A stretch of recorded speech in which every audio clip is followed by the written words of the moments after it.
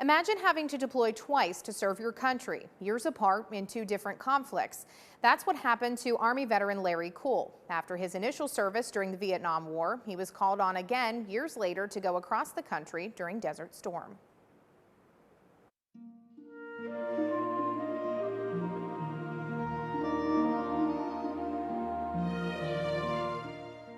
I just thank God I got to come back with everything I went with. In the late 60s, during the Vietnam War, Larry Kuhl was notified that his draft number would soon be called.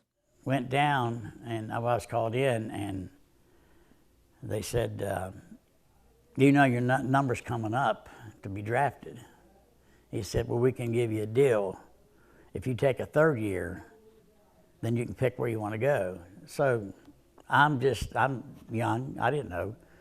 I said, okay. He said, well, where would you like to go? I said, well, I'd like to go to Germany. So I signed a paper. The Army did eventually send Kuhl to Germany, but first he was deployed to Cam Ranh Bay in Vietnam. I was there a good bit of the time. I did not have to go too much out in the jungles and stuff like some of the combat veterans did, and thank God for them, I'll tell you. He worked on supply, did convoys, and guarded ships at night. I don't know, sometimes I think I wish I'd have went in the infantry, but I know I've had a lot of friends that didn't make it home.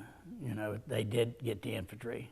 We got on the plane to go home, and it was so quiet you could hear the needle drop. That's how quiet it got. We no more than got in the air, and they said the VC had just overran Cam Ranh Bay. They took it over. If we'd have been delayed, I might not have been here today to tell this story. When Kuhl came home to West Virginia, he joined the Army Reserve.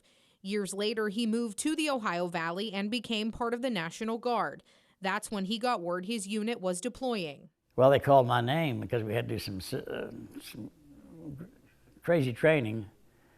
And he said, Sergeant Kuhl, aren't you a little old to be here? I said, tell them that. Kuhl spent 6 more months overseas during Desert Storm. We didn't find out till we got back that the 152nd, I was told that we was the backup to the front line, which that was scary because we didn't have much firepower. When Kuhl came home, he received a warm welcome, which he recalls is very different than when he returned from Vietnam.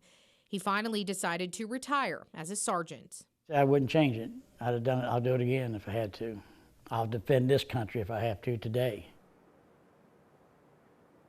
In addition to his time in the Army, Kuhl worked in corrections. He is also a proud member of the Moundsville Veterans Honor Guard.